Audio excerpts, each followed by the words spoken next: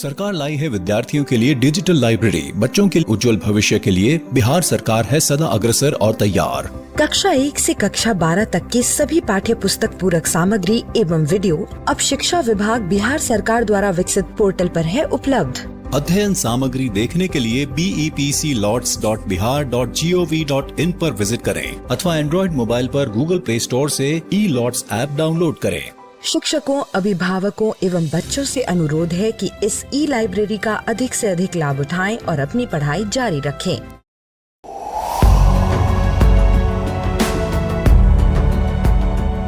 छठी से 10वीं कक्षा के विद्यार्थी ध्यान से सुने।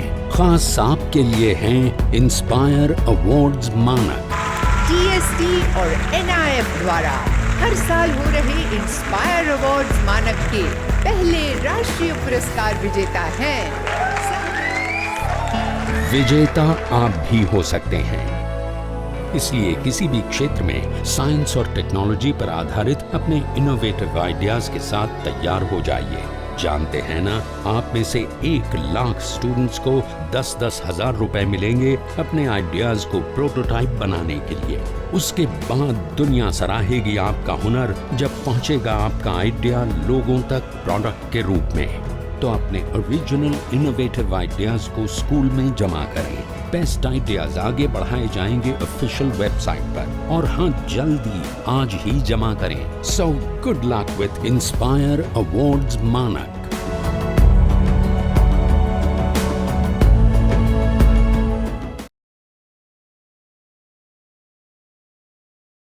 यहाँ पर मैं एक रेखा बना लेता हूँ। तो यहाँ पर मैंने ये रेखा बना ली और इस रेखा को मैं नाम दे देता हूँ रेखा M। और समझो कि यहाँ इस रेखा पर कहीं पर भी एक बिंदु है और ये बिंदु है A, और कहीं पर भी इस पर एक और बिंदु है, ये बिंदु है B। और साथ ही साथ मैं एक और रेखा भी बनाता हूँ। तो यहाँ पर ये रेखा हो गई रेखा N, और यहाँ पर मैं एक बिंदु ले लेता हूँ, यहाँ पर बिंदु ले लेता हूँ बिंदु C, और यहाँ पर बिंदु ले लेता हूँ बिंदु D। तो ये 2 बिंदु C और D इस रेखा N पर कहीं पर भी हो सकते हैं। और ये दोनों जो रेखाएं हैं वो इस समतल पर हैं, वो इस स्क्रीन पर हैं, या वो इस पेपर पर है। और मैं तुम्हें एक और बात बता देता हूं कि ये दोनों जो रेखाएं हैं ये कभी भी एक दूसरे को प्रतिच्छेद नहीं कर रही हैं। तो ऐसी रेखाएं जो समतल पर हों और एक दूसरे को कभी भी प्रतिच्छेद ना करें, ऐसी रेखाओं को हम कहते हैं समांतर रेखाएं। तो ये दोनों रेखाएं यहाँ पर M और N समांतर हैं, और इसे हम ऐसे दर्शाते हैं कि जो रेखा M है वो समांतर है रेखा N के। या मैं ये भी कह सकता हूं कि जो रेखा AB है, जो रेखा यहाँ पर AB है, वो भी समांतर है रेखा CD के। तो हम समांतर रेखाओं को कुछ इस तरह से दर्शा सकते हैं। और कभी कभी हमारे चित्र में समांतर रेखाओं के ऊपर ऐसे ये चिन्ह देकर ये दर्शाते हैं कि ये दोनों रेखाएं समांतर हैं, कभी ऐसे या फिर ऐसे। तो हमने जाना कि ये होती हैं समांतर रेखाएं। तो चलो फिलहाल इस चिन्ह को मैं यहाँ से हटा देता हूँ। तो ये यहाँ से हट गए, और अब मैं यहाँ एक और रेखा बनाता हूँ। तो यहाँ पर समझो मैं ये एक और रेखा बनाता हूँ। तो ये रेखा हो गई, और ये रेखा इन दोनों रेखाओं को प्रतिच्छेद कर रही है। यहाँ पर इसे मैं नाम दे देता हूँ, ये है हमारी रेखा L, और जो रेखा L है वो इन दोनों को प्रतिच्छेद कर रही है। तो ऐसी रेखा को हम कहते हैं तिर्यक छेदी रेखा। तो जो रेखा L है वो तिर्यक छेदी रेखा है यहाँ पर। अब यहाँ मैं रुचि रखता हूँ इन सारे कोणों में जो यहाँ पर बन रहे हैं। तो यहाँ पर जो ये वाला कोण है, या ये यहाँ पर इतने कोण बन रहे हैं, यहाँ पे भी इतने कोण बन रहे हैं इन रेखाओं के जरिए। तो हम जानना चाहते हैं कि इनके बीच में क्या रिश्ता है। तो यहाँ पर मैं समझो कि ये कोण बनाता हूँ। तो ये एक कोण हो गया, और ये जो कोण है ये तो बराबर होगा ये वाले कोण के, क्योंकि ये दोनों तो ऊर्ध्वाधर शीर्ष कोण है। और चलो ये वाला जो कोण है इसे मैं यहाँ हरे रंग से दिखा देता हूँ। तो ये वाला जो कोण है ये बराबर होगा इस वाले कोण के, ये वाले कोण के, क्योंकि ये है ऊर्ध्वाधर शीर्ष कोण। और ये 2 कोण कभी कभी ऐसे भी दिखाते हैं कि ये दोनों कोण बराबर हैं, और ये दोनों कोण यहाँ पर बराबर हैं। और यही बात हम यहाँ भी कह सकते थे कि ये दोनों कोण यहाँ बराबर हैं और ये दोनों कोण यहाँ बराबर हैं। पर मैं जानना चाहता हूँ कि इन कोणों और इन कोणों के बीच में क्या रिश्ता है। तो चलो मैं जानना चाहता हूँ कि ये वाला जो कोण है, यहाँ मैं गुलाबी रंग से दिखा देता हूँ, ये वाले कोण और ये वाले कोण में क्या रिश्ता है। ये दोनों कोणों में क्या रिश्ता है। तो अगर तुम ध्यान से देखो तो ये देख के ही दिख रहा है, ये लग रहा है कि ये कोण और ये कोण, ये दोनों तो बराबर हैं, ये दोनों सर्वांग समकोण हैं। तो अगर तुम यहाँ पर और यहाँ पर चांद या प्रोट्रैक्टर रख के देखो और इस कोण का मान निकालो तो इन दोनों कोणों का जो मान होगा वो बराबर ही आएगा। ये जरा मैं कुछ अच्छे तरीके से यहाँ पे तुम्हें बताता हूँ। यहाँ पर जरा मैं इन दोनों रेखाओं को जरा सीधा बना देता हूँ। तो ये रेखा यहाँ पर और ये रेखा यहाँ पर मैंने सीधी बना दी है।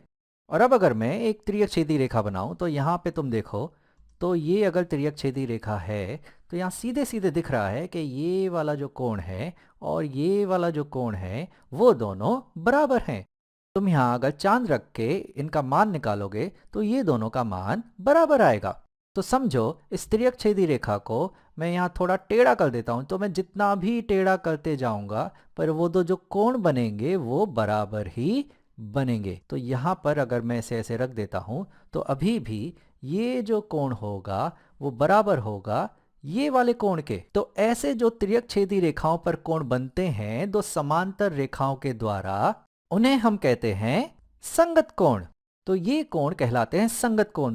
तो ये दोनों कोण बराबर हैं, इन्हें संगत कोण कहते हैं। ये दोनों कोण भी बराबर हैं, इन्हें संगत कोण कहते हैं। तो यहाँ पर भी ये दो जो गुलाबी कोण हैं, ये वाला जो कोण है ये और ये दोनों संगत कोण हैं, ये दोनों बराबर हैं। और यहाँ पर ये वाला जो कोण है ये भी बराबर होगा ये वाले कोण के।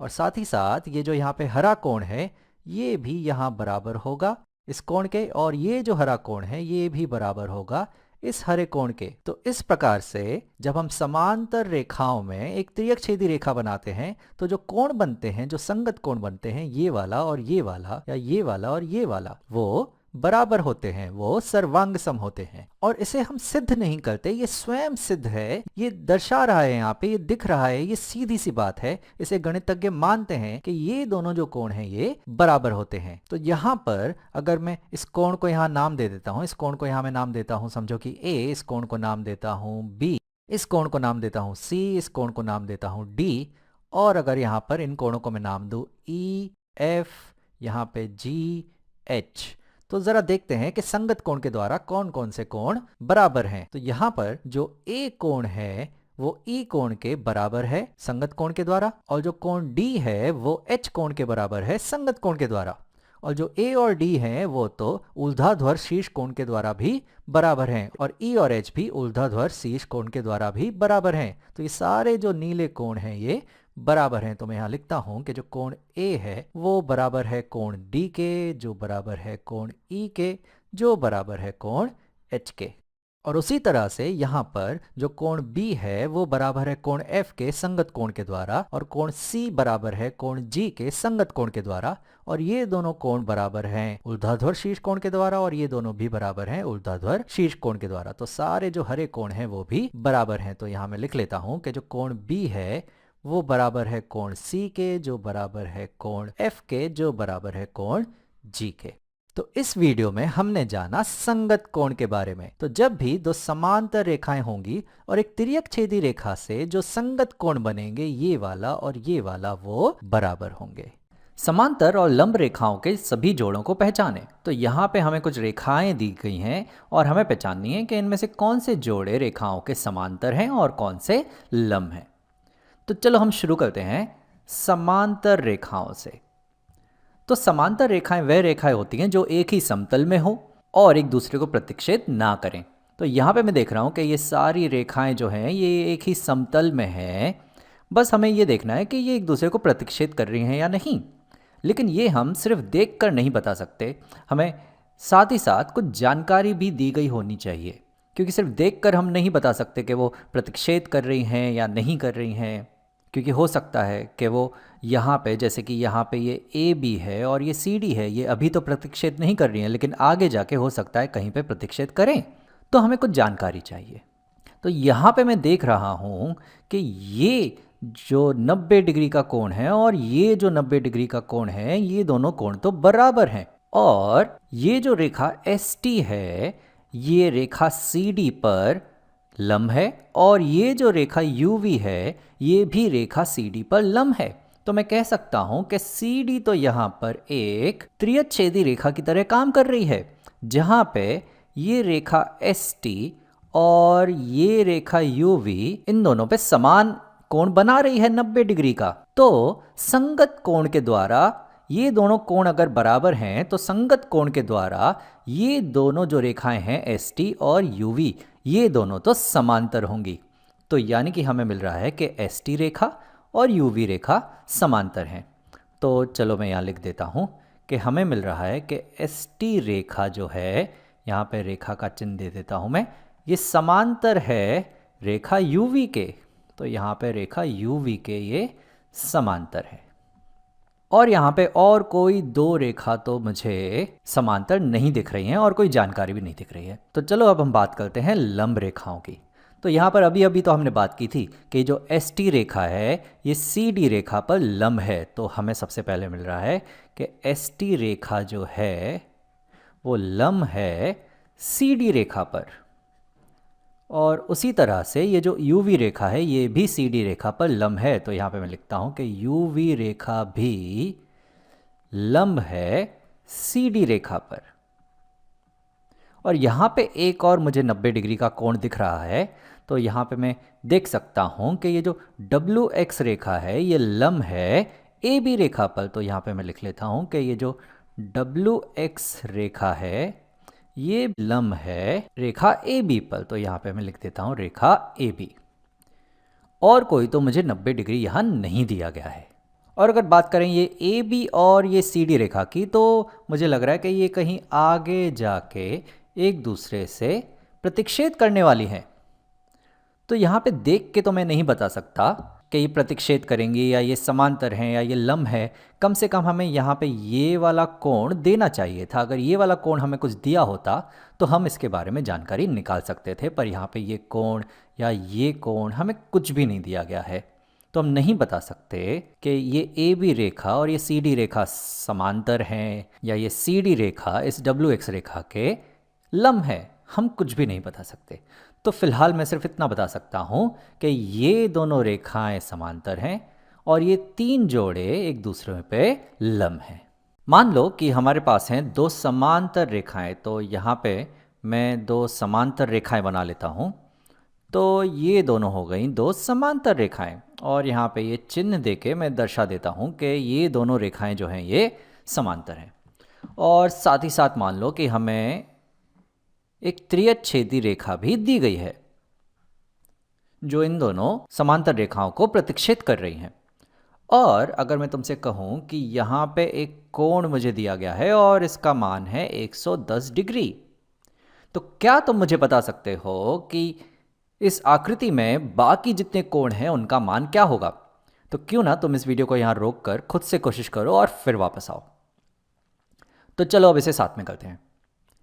अब अगर तुम ध्यान दो कि जब भी हमें दो समांतर रेखाएं और एक त्रियच्छेदी रेखा दी जाती है तो हमें याद आता है संगत कोण। तो यहाँ पे ये जो एक त्रियच्छेदी रेखा है और साथ ही साथ हमें दी गई हैं दो समांतर रेखाएं, तो यहाँ पे बनते हैं दो संगत कोण, एक ये है और एक ये है। ये दोनों संगत कोण कहलाते हैं और ये दोनों का मान बराबर होता है। तो यहाँ पे ये कोण भी होगा 110 डिग्री। तो चलो यहाँ पे मैं लिख देता हूँ। तो ये मैं हटा देता हूँ पहले। तो अब मेरी आकृति पहले जैसी हो गई। तो यहाँ पे ये जो कोण है ये संगत कोण के द्वारा इस कोण के बराबर है, यानी कि इसका मान है 110 डिग्री।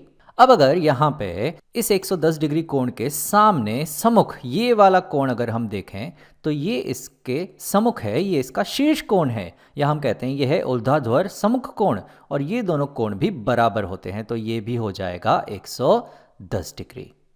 और उसी तरह से इसके सम्मुख है ये वाला कोण, तो ये भी होगा 110 डिग्री। ये वाला तुम इसके सम्मुख कोण के हिसाब से 110 डिग्री लिख सकते थे या इसके हिसाब से संगत कोण के द्वारा भी 110 डिग्री लिख सकते थे। अब बात करते हैं इस कोण की। अब ये जो कोण है यहाँ पे मैं इसे गुलाबी रंग दे देता हूँ।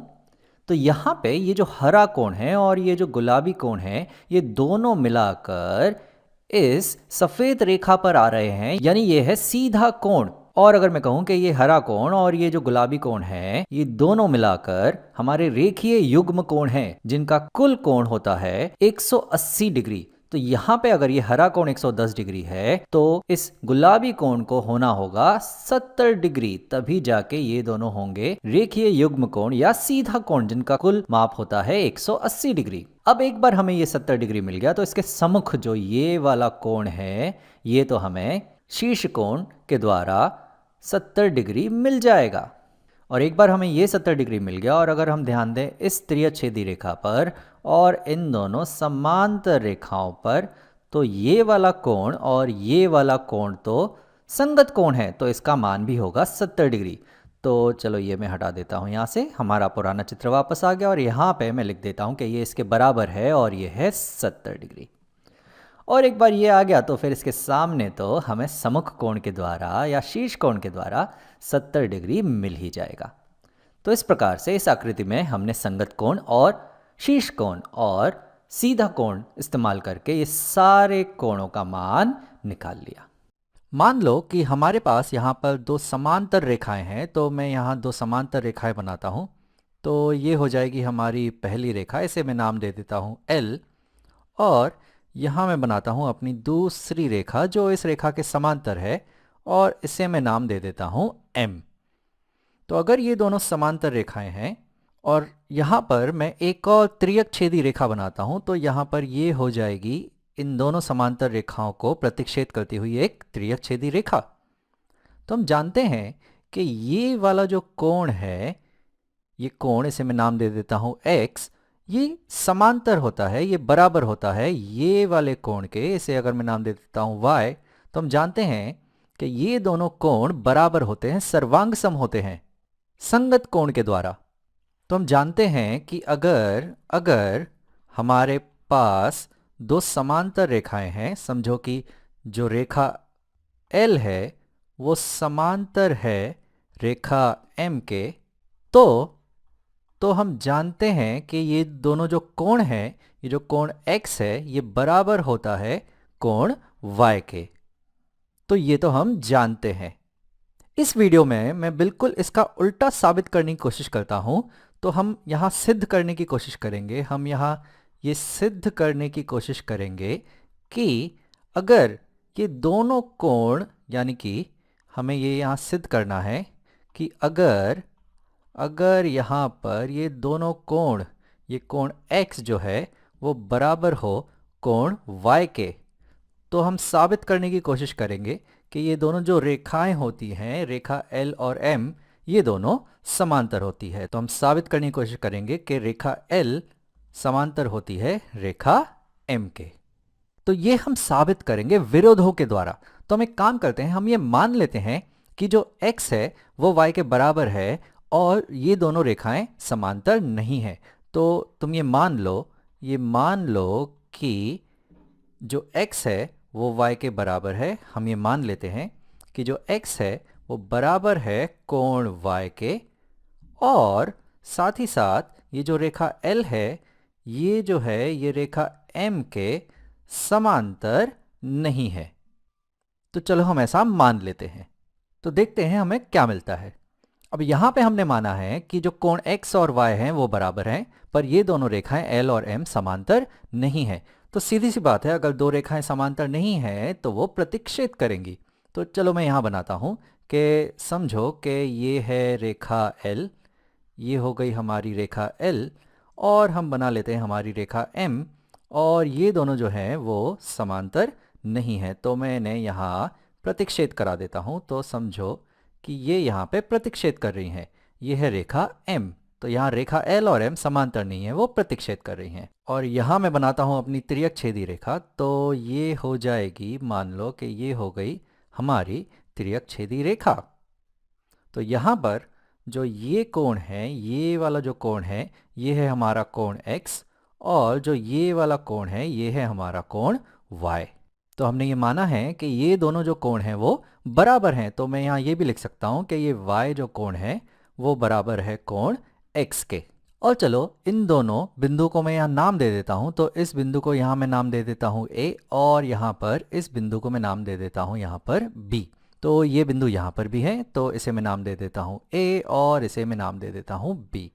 अब अगर तुम यहाँ पे देखो तो A और B दो अलग अलग बिंदु हैं, यहाँ पर भी A और B दो अलग अलग बिंदु है। तो सीधी सी बात है कि जो उनके बीच की दूरी होगी, जो लंबाई होगी AB की, वो तो 0 से ज़्यादा ही होगी। ये तो सीधी सी बात है क्योंकि ये दो अलग अलग बिंदु हैं। तो ये तो हमें यहाँ दिख रहा है, पर हमें यहाँ ये भी दिख रहा है कि ये दोनों जो रेखाएं हैं L और M, ये यहाँ पर प्रतिच्छेद कर रही हैं। तो चलो इसे मैं नाम दे देता हूँ बिंदु C।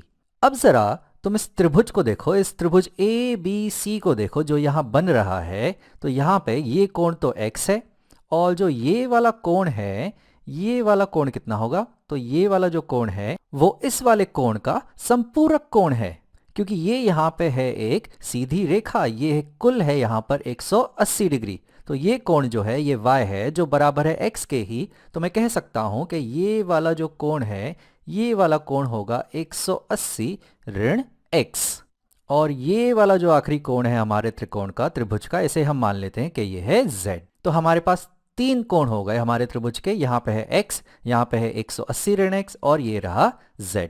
अब हम जानते हैं कि किसी भी त्रिभुज के जो तीनों कोण होते हैं उनका जो योगफल होता है वो 180 होता है।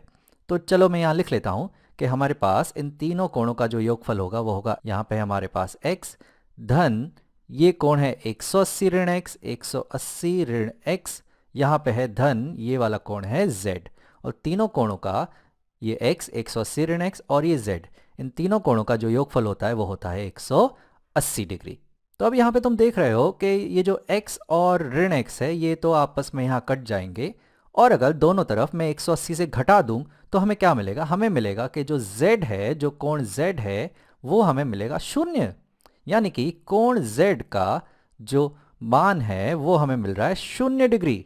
तो ये तो कुछ अजीब बात हो गई कि एक त्रिभुज के कोण का मान है 0 डिग्री, तो वो त्रिभुज यहाँ पे नहीं बनेगा, यानी कि ये बिंदु C या ये शीर्ष इस त्रिभुज का नहीं होगा।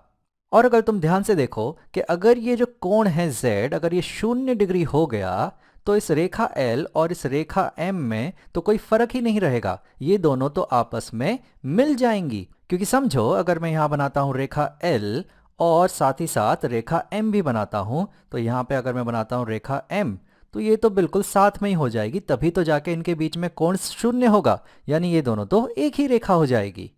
लेकिन हमने तो माना था कि ये जो L और M है ये तो अलग अलग रेखा है, तो यहाँ पे भी विरोध हो रहा है। और एक और विरोध देखो कि अगर ये कोण 0 हो जाएगा तो ये दोनों रेखाएं चिपक जाएंगी, और फिर यहाँ पे जो बिंदु A और बिंदु B जो अलग अलग थे वो भी एक ही हो जाएंगे। और अगर वो बिंदु एक हो गए तो AB की जो लंबाई है, जो दूरी है, वो तो 0 हो जाएगी। पर हमने यहाँ देखा था कि AB की जो लंबाई है वो तो 0 से ज्यादा है। तो तुम देख रहे हो यहाँ कितने विरोध हो रहे हैं कि अगर z 0 हो गया तो ये त्रिभुज ही नहीं बनेगा, ये दोनों रेखाएं एक ही होंगी, या AB जो हैं ये अलग अलग नहीं, ये एक ही बिंदु होंगे, उनके बीच में दूरी 0 ही होगी। तो ये तो बहुत सारे विरोध हो रहे हैं। और ये विरोध क्यों हो रहे हैं? क्योंकि हमने ये माना था कि x y बराबर कोण है और L जो है वो M के समांतर नहीं है, ये हमने यहाँ माना था। और ये मानने के जरिए हमें यहाँ पे बहुत सारे विरोध मिल रहे हैं, मतलब ये हमने जो यहाँ पे माना था वो गलत है। तो अगर ये गलत है तो सही क्या होगा? सही यही है जो यहाँ ऊपर था।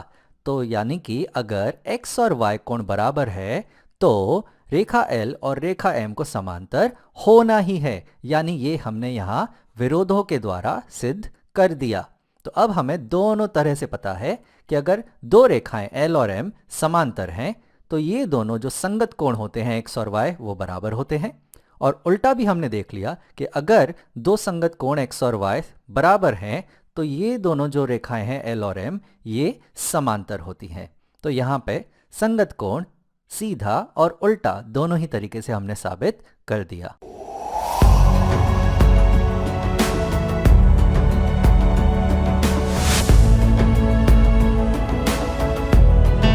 नमस्कार। आप शिक्षकों द्वारा दी गई अच्छी शिक्षा से आज लाखों विद्यार्थी इनोवेशंस कर रहे हैं। उन सभी को इंस्पायर अवार्ड्स मानक में हिस्सा लेने प्रोत्साहित कीजिए। करना है इतना कि आपके विद्यालय के 6ठी से 10वीं कक्षा के छात्र और छात्राएं साइंस और टेक्नोलॉजी पर आधारित अपने इनोवेटिव आइडियाज आपके पास जमा करें ताकि वो DST और NIF द्वारा आयोजित इंस्पायर अवार्ड्स मानक प्रतियोगिता में हिस्सा ले सकें। 1 लाख छात्रों को 10-10 हजार रुपए मिलेंगे अपने आइडियाज को प्रोटोटाइप्स बनाने के लिए। फिर छात्र डिस्ट्रिक्ट, स्टेट और नेशनल लेवल पर अपने इनोवेशंस को दिखाएंगे, फिर प्राइजेस और सम्मान पाएंगे। तो आज ही अपने स्टूडेंट्स को हिस्सा दिलवाएं इंस्पायर अवार्ड्स मानक में।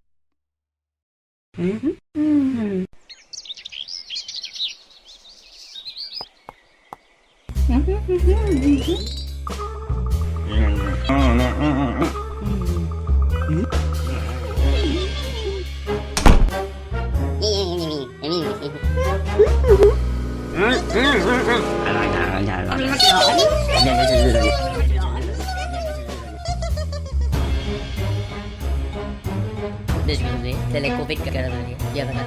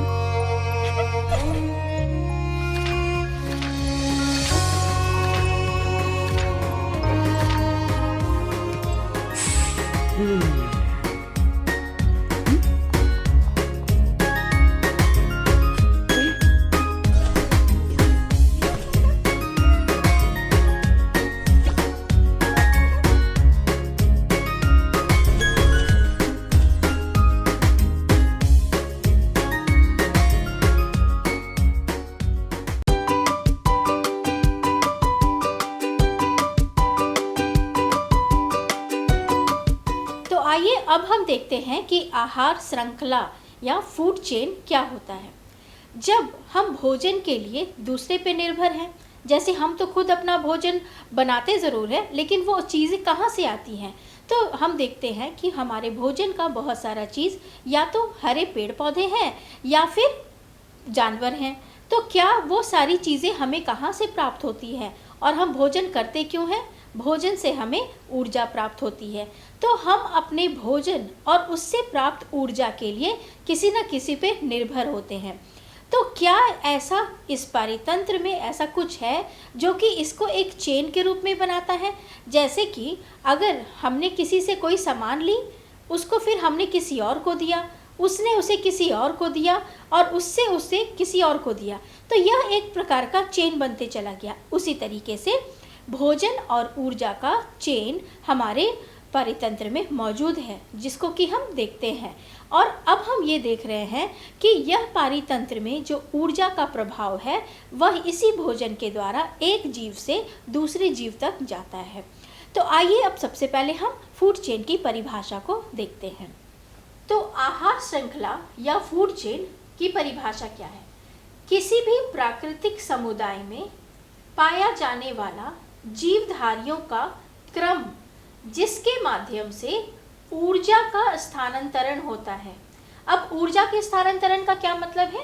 भोजन जो हम लोग लेते हैं वह जब दूसरे भोजन ग्रहण करते हैं और वह जीव को दूसरा जीव खा जाता है तो उससे जो ऊर्जा उसे प्राप्त होती है।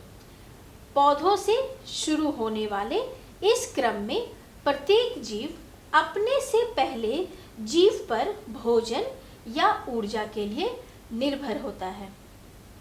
तो इसको अब हम एक एग्जाम्पल के रूप में देखते हैं। ये देखिए, ये क्या है? ग्रीन प्लांट्स, जिसको कि कौन खाते हैं? छोटे टिड्डे या ग्रास हॉपर इसे खाते हैं। फिर ग्रास हॉपर को कौन खाता है? फ्रॉग, यानी कि मेढक। उसके बाद मेढक को सांप खा जाते हैं और सांप को ईगल खा जाते हैं। तो यह क्या हुआ कि ईगल अपने से पहले स्नेक पे, स्नेक फ्रॉग पे, फ्रॉग ग्रास हॉपर पे और ग्रास हॉपर हरे पेड़ पौधों पे अपने भोजन के लिए निर्भर होता है। मतलब वह अपना भोजन और अपना ऊर्जा अपने से पहले खाए जीवों पे आधार करता है। तो यह जो एक एक लेवल है हमारा इस चेन का, इसी को हम एक लेवल को ट्रॉफिक लेवल या पोषी स्तर कहते हैं, जिसका की डिटेल हम आगे में पढ़ेंगे। तो यह जो है वह एक फूड चेन है, आहार श्रृंखला का उदाहरण है। तो जब हम अपने आसपास के जीवों पे नज़र डालते हैं तो देखते हैं कि कुछ जीव हरे पेड़ पौधे पे तो निर्भर हैं ही अपने भोजन के लिए, परंतु कुछ ऐसे हैं जो किसी और प्रकार के भोजन से अपनी शुरुआत करते हैं। तो इस प्रकार हम आहार श्रृंखला को दो भागों में बांटते हैं। तो आइए अब हम देखते हैं कि वह कौन से दो प्रकार हैं जिसमें कि फूड चेन को हम लोग बांट सकते हैं। तो पहला है ग्रेजिंग फूड चेन या दूसरा detritus food chain. Grazing food chain मतलब चारण खाद्य श्रृंखला, डिटेरियस मतलब अपरद खाद्य श्रृंखला। इसको अब हम डिटेल में इन दोनों के बारे में पढ़ेंगे। तो अब हम पहले देखते हैं चारण खाद्य श्रृंखला या ग्रेजिंग फूड चेन क्या होता है। इस प्रकार के खाद्य श्रृंखला हरे पादप अथवा उत्पादकों से आरंभ होकर छोटे छोटे शाकाहारी जीवों से मांसाहारी बड़े जीवों पर आधारित होती है। यह खाद्य श्रृंखला सौर ऊर्जा पर आधारित होती है। इसका उदाहरण हम लोग देखते हैं। जैसे कि घास यहाँ प्रोड्यूसर यानी उत्पादक है, उसको कौन खाता है? टिड्डा, जो कि प्राथमिक उपभोक्ता है। वो खाया जाता है मेढक के द्वारा, जो कि द्वितीयक उपभोक्ता है। जिसे कि खा जाता है सांप, जो कि तृतीयक उपभोक्ता है, और उसको खाता है मोर, जो कि चतुर्थ श्रेणी का उपभोक्ता है। तो यहाँ हम क्या देखते हैं कि उत्पादक जो कि उपभोक्ता के द्वारा खाए जा रहे हैं वह कहाँ से शुरू हो रहा है? हरे पेड़ पौधे यानी कि घास से शुरू हो रहा है। तो वह पादप जो हरे हैं और वहाँ से जो खाद्य श्रृंखला या फूड चेन का स्टार्टिंग होता है उसे हम चारण खाद्य श्रृंखला कहते हैं। अब दूसरे प्रकार का खाद्य श्रृंखला होता है अपरद खाद्य श्रृंखला या डेट्रेटस फूड चेन। वह क्या है? यह खाद्य श्रृंखला मृत पदार्थों में जंतुओं के मृत अवशेष अर्थात अपरद से शुरू होकर छोटे उपभोक्ताओं की ओर अग्रसर होती है। मृत जीवों के कार्बनिक पदार्थों से पोषण प्राप्त करने के कारण इन छोटे उपभोक्ताओं या अपघटन को मृतकोशी पूर्तिजीवी भी कहते हैं। अब इसे हम उदाहरण से समझते हैं। अपरद जो कि मृत जंतुओं या पादप का अवशेष है, उसे कौन खाता है? केंचुआ। अपरद जो है वो मिट्टी में पाई जाएगी, जो केंचुए के द्वारा खाए जाते हैं। केंचुए को मेढक खाते हैं, मेढक को सर्प और सर्प को मोर। उस तरीके से हम देखते हैं कि यहाँ जो उत्पादक है वह हरा पेड़ पौधा नहीं है, वह कौन है? मृत जंतुओं से यह खाद्य श्रृंखला शुरू हुई। यहाँ पे किसी भी प्रकार का प्रोड्यूसर जो है वो नहीं है, इसलिए इसे अपरद खाद्य श्रृंखला कहते हैं। तो इस प्रकार हम देखते हैं कि फूड चेन जो होता है उसमें विभिन्न प्रकार के स्तर मौजूद होते हैं। मतलब एक जानवर जो दूसरे जानवरों के द्वारा खाया जाएगा वह एक स्तर बनाता है, जिसको कि हम ट्रॉफिक लेवल कहते हैं, जो कि हम आगे उसके डिटेल में देखेंगे। अब यह जो फूड चेन होता है प्रकृति में कहाँ कहाँ मौजूद होता है? क्या वो सिर्फ जंगलों में होता है? क्या वो सिर्फ हमारे आसपास होता है? नहीं, यह जंगलों में भी अलग अलग तरीके का फूड चेन मौजूद होता है, हमारे आसपास भी होता है, हमारे बाग बगीचे और यहाँ तक कि तालाब और नदियों में भी फूड चेन पाया जाता है। अब नदियों में कैसा फूड चेन होगा? नदियों में होगा जो ज़ूप्लैंक्टन्स, जो छोटे छोटे पौधे होते हैं जो छोटी मछलियाँ खाती हैं, छोटी मछलियों को बड़ी मछलियाँ और फिर वह शार्क के द्वारा खाई जाती हैं। इस तरीके से यह नदी और समुद्र में भी एक अलग तरीके का फूड चेन मौजूद होता है। तो फूड चेन जो है वह हमारे आसपास सभी जगह मौजूद होते हैं, क्योंकि हम अपने भोजन के लिए दूसरे जीव पर निर्भर रहते हैं। तो इस प्रकार हम देखते हैं कि हमारे आसपास में बहुत सारे फूड चेन मौजूद हैं। क्या ये फूड चेन आपस में एक दूसरे से कभी कनेक्ट नहीं होते हैं? क्या वह एक दूसरे से इंटरैक्ट या एक दूसरे को काटते नहीं हैं? जैसे कि अगर मेढक है तो उसे सांप खाता है, क्या सांप को फिर चील या ईगल खाती है? तो क्या ईगल डायरेक्ट मेढक को नहीं खाता है? इसी तरीके के बहुत सारे एग्जाम्पल्स हैं जो कि हमें दूसरे बहुत सारे फूड चेन को एक दूसरे से इंटरैक्ट करवाता है, जिसे कि हम फूड वेब या आहार जाल कहते हैं। तो आइए अब हम आहार जाल की परिभाषा को अच्छी तरीके से देखते हैं। खाद्य जाल या फूड वेब पारिस्थितिकी तंत्र में विभिन्न खाद्य श्रृंखला मिलकर एक जाल का निर्माण करती हैं, जिसे खाद्य जाल कहते हैं। इसमें खाद्य ऊर्जा का प्रभाव विभिन्न दिशाओं में होता है। एक खाद्य श्रृंखला का संबंध दूसरी खाद्य श्रृंखला से होता है। विभिन्न पोषण स्तर से भोजन प्राप्त होता है। यह एक खाद्य जाल का परिभाषा है। तो जैसा कि हमने देखा कि यहाँ पे बहुत सारी जो खाद्य श्रृंखला है वह आती है, तो हम उदाहरण के रूप में यहाँ पे हम देखते हैं कि घास जो कि प्रोड्यूसर है उसे खरगोश खाता है और फिर खरगोश बाज के द्वारा खाया जाता है। यह एक फूड चेन हुआ। दूसरा फूड चेन क्या है? घास जिसे कि टिड्डा खा गया और टिड्डा जो है वह बाज के द्वारा खाया गया। तीसरा, घास जिसे टिड्डा ने खाया, फिर उस टिड्डे को छिपकली ने और छिपकली को बाज ने। चौथा, घास जिसे कि चूहे ने खाया और उसे खाया बाज ने।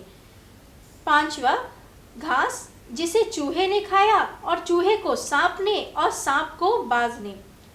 और छठा है घास जिसे कि बकरी ने खाया और बकरी ने मनुष्य को। तो क्या यह जो हमने सीधे सीधे फूड चेन लिखा है, क्या यह आपस में एक दूसरे से कनेक्टेड आप लोगों को दिख रहे हैं? अब देखिए टिड्डे का पोजीशन देखिए। टिड्डा यहाँ दूसरे पोजीशन पे है, यहाँ भी, लेकिन उसके बाद यहाँ बाज तीसरे पोजीशन पे है, लेकिन यहाँ इसमें बाज जो है वो चौथे पोजीशन पे चला गया। तो अब हम इन सारे 6 फूड चेन के आधार पे क्या कह सकते हैं जिससे कि फूड जाल जो है उसे हम आसानी से समझ सकें। उदाहरण में बाज खरगोश को खा सकता है, इसके साथ ही टिड्डे को खा सकता है, पर यह भी तो हो सकता है कि पहले टिड्डा घास को खाए, उसके बाद बाज उसे खाए। इसी तरह यह भी संभव है कि चूहा घास खाए, सांप चूहे को खाए, बाज सांप को खाए। इसी तरह यह भी देखने को मिलता है कि जीव विभिन्न खाद्य श्रृंखलाओं से अपना भोजन प्राप्त करते हैं। अब इस फूड जाल को समझने के लिए हम एक डायग्राम से समझते हैं कि फूड जाल क्या होता है। तो जब हम फूड वेब की बात करते हैं तो यहाँ पे देखिए कि यह एक कॉर्न का पौधा है, जिसका कि भोजन के रूप में ग्रहण किया किसने? ग्रास हॉपर ने। अब ग्रास हॉपर को फ्रॉग भी खा सकता है और रैट भी खा सकता है। जब ग्रास हॉपर को चूहे ने खाया और चूहे को सांप ने, तो यह भी एक आहार जाल बना और ये सांप जो है वो ईगल के द्वारा खाया गया। लेकिन जब वो ग्रासहॉपर फ्रॉग के द्वारा खाया गया तो फ्रॉग भी फिर सांप के द्वारा खाया गया, तो यहाँ से यह एक अलग फूड चेन बना। उसके बाद अगर फ्रॉग को डायरेक्ट ईगल ने खा लिया तो वह यहाँ से कॉर्न, ग्रासहॉपर, फ्रॉग और ईगल एक अलग फूड चेन बना। अब इसके बाद फिर देखिए कि अगर कॉर्न को ग्रासहॉपर ने खाया, फिर उसे चूहे ने खाया, चूहे को डायरेक्ट ईगल ने खा लिया, तो यह भी एक फूड चेन है। उसी प्रकार से हम देखते हैं कि लैवेंडर फूल जो होता है उसे बटरफ्लाई ने खाया, बटरफ्लाई को ड्रैगन फ्लाई ने खाया और ड्रैगन फ्लाई को थ्रश नाम की चिड़िया ने खाया और उस छोटी चिड़िया को फिर ईगल ने खाया। तो यहाँ पर एक अलग प्रकार का फूड चेन है। उसी तरीके से हम देखते हैं कि आम को फ्रूट फ्लाई ने खाया, फ्रूट फ्लाई को ड्रैगन फ्लाई ने खाया, ड्रैगन फ्लाई जो है वह फिर थ्रश चिड़िया के द्वारा खाई गई और फिर उसे ईगल ने खाया। तो इस प्रकार से mango, fruit fly, dragon fly, thrust और ईगल यह भी एक प्रकार का फूड चेन बना। तो इस तरीके से हम इस डायग्राम में क्या देख रहे हैं कि बहुत सारे अलग अलग फूड चेन एक साथ मिलकर एक फूड वेब का निर्माण करते हैं, जिसमें कि यह सारे जितने भी अलग अलग जीव हैं वह एक पोषी स्तर का निर्माण करते हैं। तो आइए अब हम देखते हैं कि फूड चेन और फूड वेब में क्या अंतर है। पहला, food chain linear flow of food and energy है और फूड वेब में graphical interconnection of food chain है। जैसा कि हमने पिछले डायग्राम्स में देखा था कि बहुत सारे फूड चेन आपस में इंटरकनेक्टेड होते हैं। दूसरा डिफरेंस है, food chain single linear flow of है और उसका पाथवे जो है वह सिंगल होता है और लीनियर होता है। वहीं फूड वेब जो होता है बहुत सारे numbers of interconnected pathway food web में होते हैं। तीसरा डिफरेंस है कि यह एक सिंगल यूनिट है फूड चेन, जबकि फूड वेब जो है वह सेवरल यूनिट से बना हुआ है। चौथा डिफरेंस है कि फूड चेन में consist of 4 to 6 trophic level, यानी पोषी स्तर इसमें 4 से 6 होंगे, जबकि फूड वेब में पोषी स्तर जो होते हैं वो बहुत सारे होते हैं क्योंकि यह बहुत सारे फूड चेन से बना हुआ है। पांचवा जो डिफरेंस है वह है it increases the instability of an ecosystem, मतलब वह हमारे पारितंत्र में स्टेबिलिटी को मेंटेन नहीं करता है, इनस्टेबल होता है, जबकि फूड वेब जो होता है वह हमारे इकोसिस्टम की स्टेबिलिटी को बढ़ाता है। छठा डिफरेंस है it does not improve the adaptability and competition amongst the organism, मतलब वह अडेप्ट करने की प्रक्रिया और कंपटीशन, भोजन के लिए जो जीवों में कंपटीशन होना चाहिए, उन सारी चीज़ों को फूड चेन जो होता है वह इम्प्रूव नहीं करता है, जबकि फूड वेब के कारण अडेप्टेबिलिटी और कॉम्पिटिटिवनेस की भावना जो ऑर्गेनिजम्स में होती है वह बढ़ जाती है। कैसे? अगर टिड्डे को मेंढक के द्वारा खाया जा रहा है तो टिड्डे को सांप भी डायरेक्ट खा रहे हैं, तो वहाँ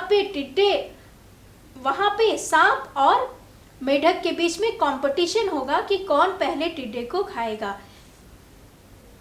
सातवां डिफरेंस है the whole food chain can be disturbed if a disturbance occur in a single trophic level, मतलब अगर प्रोड्यूसर किसी भी कारण से कम हो जाए या ज़्यादा हो जाए तो पूरा का पूरा फूड चेन जो होता है वह डिस्टर्ब हो जाएगा। उसी प्रकार से अगर एक कंज्यूमर लेवल पे अगर कोई डिस्टर्बेंस होती है तो पूरा फूड चेन डिस्टर्ब हो सकता है, जबकि फूड वेब में यह डिस्टर्बेंस नहीं होता है। क्यों? क्योंकि अगर सांप चूहा को भी खा सकता है और फ्रॉग को भी खा सकता है, अगर उसे फ्रॉग नहीं मिला तो वो चूहे को खा के अपना भोजन और ऊर्जा प्राप्त कर सकता है। आठवां डिफरेंस है highest trophic level can only feed upon the single type of organism in its lower traffic level, मतलब फूड चेन के जो ट्रॉफिक लेवल जो कि हायर हैं, जैसे नंबर 3 कंज्यूमर्स या फिर सेकेंडरी कंज्यूमर्स, अगर उन्हें प्राइमरी कंज्यूमर में जो फूड चाहिए वो मिलेगा तभी वो खा सकते हैं, जबकि फूड वेब में हायर ट्रॉफिक मेंबर्स जो होते हैं उन्हें बहुत सारे several type of organism lower trophic level में मौजूद होते हैं जिनसे कि वह अपना भोजन प्राप्त कर सकते हैं। 9th डिफरेंस है कि फूड चेन को हम ग्रेजिंग या चारण खाद्य श्रृंखला और डिटेरस मतलब कि अपरद खाद्य श्रृंखला में बांट सकते हैं, जबकि फूड वेब में ऐसा किसी भी टाइप्स का कंसीडर नहीं किया जाता। लास्ट 10th जो डिफरेंस है वो क्या है कि फूड चेन सिंपल और इजी होते हैं, जबकि फूड वेब जो होते हैं वह बहुत ही कॉम्प्लेक्स होते हैं। तो इस प्रकार हमने देखा कि फूड चेन, फूड वेब और ट्रॉफिक लेवल किस प्रकार के होते हैं। अब इसके आगे हम देखेंगे कि एक फूड चेन में किस प्रकार ऊर्जा का प्रभाव होता है। तो हम देखते हैं कि हम मेरे पास क्या है, एक फूड चेन है जिसे कि हम अच्छे से देखते हैं कि क्या है वो। तो जब हमने देखा कि एक फूड चेन में कहाँ से स्टार्ट होता है, प्रोड्यूसर से यानी ग्रीन प्लांट से, लेकिन ग्रीन प्लांट्स अपना भोजन कैसे बनाएंगे, वह अपना भोजन बनाएंगे सूरज के रोशनी के प्रेजेंट में। सूर्य की रोशनी जब हरे पेड़ पौधों पे पड़ती है तो वह अपना भोजन बनाते हैं, जिसको कि हम हरे पेड़ पौधे को क्या कहते हैं, प्रोड्यूसर। अब यह प्रोड्यूसर जिस जो भोजन बनाया वह छोटे जानवरों जैसे कि डियर के द्वारा खाया जाएगा, जिसे कि हम प्राइमरी कंज्यूमर कहते हैं। अब डियर को जंगल में कौन खाएगा, तो जैकल जिसे कि हम सेकेंडरी कंज्यूमर कहते हैं वह उसे खाएगा। उसके बाद जैकल जो है वो बड़े जानवरों, बड़े मांसाहारी जानवर जो कि टाइगर और लायन होते हैं उनके द्वारा खाया जाएगा, जिसे कि हम टर्शरी कंज्यूमर कहते हैं। अब क्या यह टाइगर के द्वारा खाने के बाद यह चेन यहीं समाप्त हो जाएगा, तो नहीं। टाइगर जब मृत हो जाएगा तो उसके मांस को एल्गी और वर्म्स के द्वारा यानी कि डिकम्पोजर्स के द्वारा डिकम्पोज कर दिया जाएगा, अपघटित कर दिया जाएगा और वापस वह इसी मिट्टी में ऑर्गेनिक कंपाउंड के रूप में चला जाएगा, जो कि मिट्टी से न्यूट्रिशन फिर से पौधे ले पाएंगे और इस प्रकार से यह एक फूड चेन जो है वह कंप्लीट हो जाता है।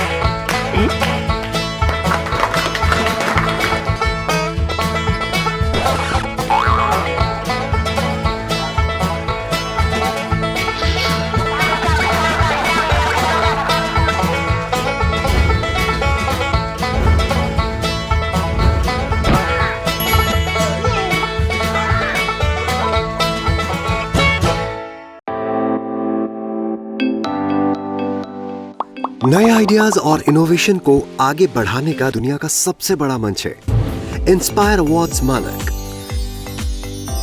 जहां कक्षा 6 से 10 तक के छात्र साइंस और टेक्नोलॉजी से संबंधित अपने आइडियाज और इनोवेशन को देश दुनिया तक पहुंचाने का मौका पा सकते हैं। स्कूल के माध्यम से जल्द अपने आइडिया को इंस्पायर अवार्ड मानक के वेब पोर्टल पर जमा करवाएं और अपने इनोवेटिव यात्रा की शुरुआत करें। ये करेगा आपके सपनों को साकार और एक नए नवसर्जक भारत का निर्माण। इंस्पायर अवार्ड्स मानक, इंस्पायरिंग इनोवेटर्स ऑफ टुमारो।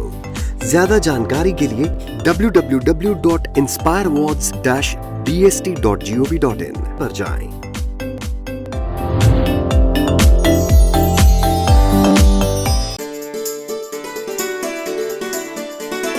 डर से नहीं तैयारी से आगे कदम बढ़ाना है, रुकी जिंदगी में चहल पहल वापस फिर से लाना है, धोकर हाथ पहन कर मास्क सुरक्षित जीवन चलाना है, सुरक्षित जीवन चलाना है, डर कर नहीं तैयारी से आगे कदम बढ़ाना है। टीकाकरण की शुरुआत हो गई है, पर पहले की तरह हमें मास्क लगाना और 2 गज की दूरी बनाए रखना अभी भी जरूरी है। स्वास्थ्य विभाग और सूचना एवं जनसंपर्क विभाग बिहार सरकार द्वारा जनहित में जारी। जीतेगा बिहार। सरकार लाई है विद्यार्थियों के लिए डिजिटल लाइब्रेरी। बच्चों के उज्जवल भविष्य के लिए बिहार सरकार है सदा अग्रसर और तैयार। कक्षा 1 से कक्षा 12 तक की सभी पाठ्य पुस्तक पूरक सामग्री एवं वीडियो अब शिक्षा विभाग बिहार सरकार द्वारा विकसित पोर्टल पर है उपलब्ध। अध्ययन सामग्री देखने के लिए BEPCLots.bihar.gov.in पर विजिट करें अथवा एंड्रॉइड मोबाइल पर गूगल प्ले स्टोर से E-Lots ऐप डाउनलोड करें। शिक्षकों, अभिभावकों एवं बच्चों से अनुरोध है कि इस ई लाइब्रेरी का अधिक से अधिक लाभ उठाएं और अपनी पढ़ाई जारी रखें।